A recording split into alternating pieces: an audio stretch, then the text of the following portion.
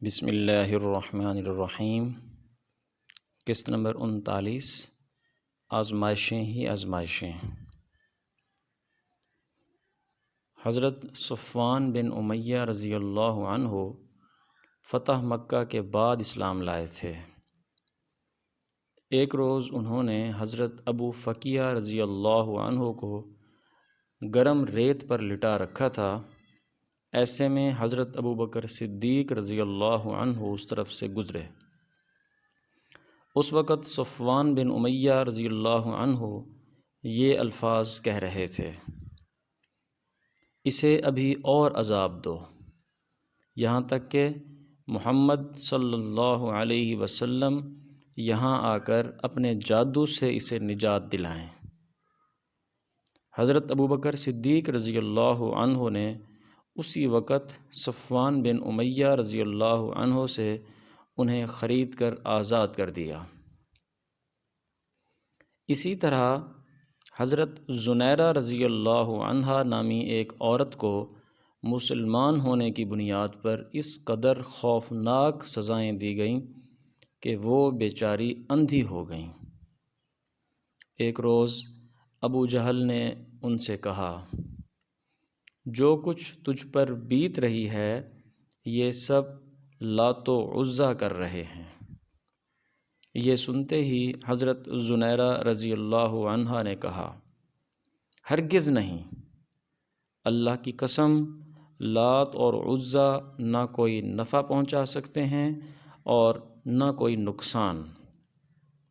یہ جو کچھ ہو رہا ہے آسمان والے کی مرضی سے ہو رہا ہے۔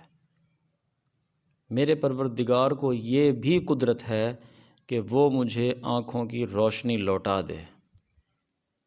دوسرے دن وہ صبح اٹھیں تو ان کی آنکھوں کی روشنی اللہ تعالیٰ نے انہیں لوٹا دی تھی۔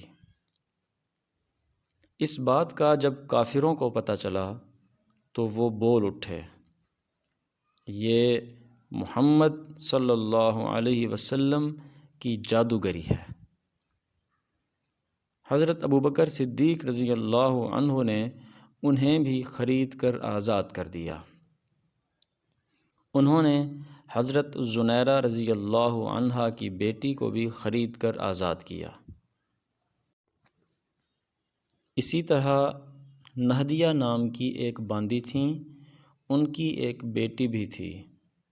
دونوں ولید بن مغیرہ کی باندیاں تھیں۔ انہیں بھی حضرت ابو بکر صدیق رضی اللہ عنہ نے خرید کر آزاد کیا۔ عامر بن فہیرہ کی بہن اور ان کی والدہ بھی ایمان لے آئی تھیں۔ یہ حضرت عمر رضی اللہ عنہ کے مسلمان ہونے سے پہلے ان کی باندیاں تھیں۔ حضرت ابو بکر صدیق رضی اللہ عنہ نے ان دونوں کو بھی خرید کر آزاد کیا۔ ایمان لانے والے جن لوگوں پر ظلم ڈھائے گئے ان میں سے ایک حضرت خباب بن ارت رضی اللہ عنہ بھی ہیں۔ کافروں نے انہیں اسلام سے پھیرنے کی کوششیں کیں مگر وہ ثابت قدم رہے۔ انہیں جاہلیت کے زمانے میں گرفتار کیا گیا تھا، پھر انہیں ایک عورت ام انمار نے خرید لیا۔ یہ ایک لوہار تھے۔ نبی اکرم صلی اللہ علیہ وسلم ان کی دل جوئی فرماتے تھے، ان کے پاس تشریف لے جایا کرتے تھے۔ جب یہ مسلمان ہو گئے اور ام انمار کو یہ بات معلوم ہو گئی تو اس نے انہیں بہت خوفناک سزائیں دیں۔ وہ لوہے کا کڑا لے کر آگ میں گرم کرتی، خوب سرخ کرتی، پھر اس کو حضرت خباب رضی اللہ عنہ کے سر پر رکھ دیتی۔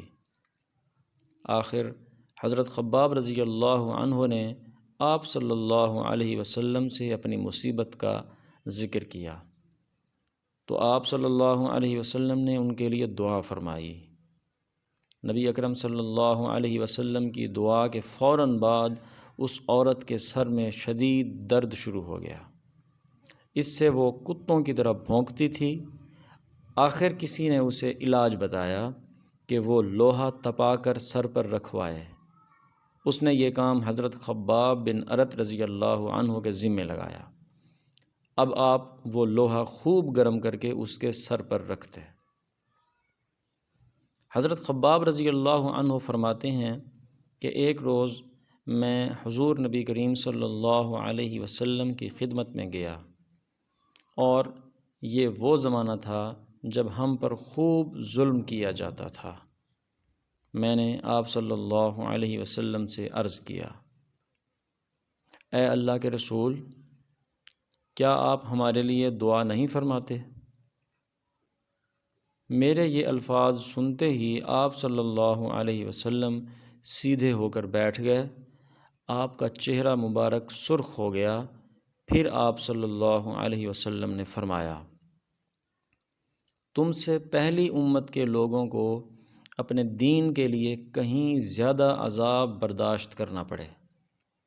ان کے جسموں پر لوہے کی کنگھیاں کی جاتی تھیں جن سے ان کی کھال اور ہڈیاں الگ ہو جاتی تھیں، مگر یہ تکالیف بھی انہیں ان کے دین سے نہ ہٹا سکیں۔ ان کے سروں پر آرے چلا چلا کر ان کے جسموں کے ٹکڑے کر دیے گئے، مگر وہ اپنا دین چھوڑنے پر پھر بھی تیار نہ ہوئے۔ اس دین اسلام کو اللہ تعالیٰ اس طرح پھیلا دے گا کہ صنعاء کے مقام سے حضرموت تک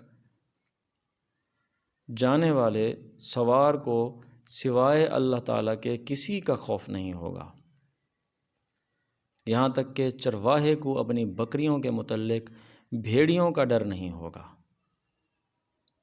حضرت خباب رضی اللہ عنہ فرماتے ہیں، ایک دن میرے لیے آگ دہکائی گئی، پھر وہ آگ میری کمر پر رکھ دی گئی، اور پھر اس کو اس وقت تک نہ ہٹایا گیا جب تک کہ وہ آگ میری کمر کی چربی سے بجھ نہ گئی۔ ایسے ہی لوگوں میں حضرت عمار بن یاسر رضی اللہ عنہ بھی تھے۔ حضرت عمار بن یاسر رضی اللہ عنہ کو ان کے دین سے پھیرنے کے لیے مشرکوں نے طرح طرح کے ظلم کیے، آگ سے جلا جلا کر عذاب دیا، مگر وہ دین پر قائم رہے۔ علامہ ابن جوزی رحمہ اللہ لکھتے ہیں، ایک مرتبہ حضرت صلی اللہ علیہ وسلم تشریف لے جا رہے تھے، اس وقت حضرت عمار رضی اللہ عنہ کو آگ سے جلا جلا کر تکالیف پہنچائی جا رہی تھیں۔ ان کی کمر پر جلنے کی وجہ سے کوڑھ جیسے سفید داغ پڑ گئے تھے۔ حضرت صلی اللہ علیہ وسلم نے ان کے سر پر ہاتھ پھیرا اور فرمایا، اے آگ، ٹھنڈی اور سلامتی والی بن جا، جیسا کہ تو ابراہیم علیہ السلام کے لیے ہو گئی تھی۔ اس دعا کے بعد انہیں آگ کی تکلیف محسوس نہیں ہوتی تھی۔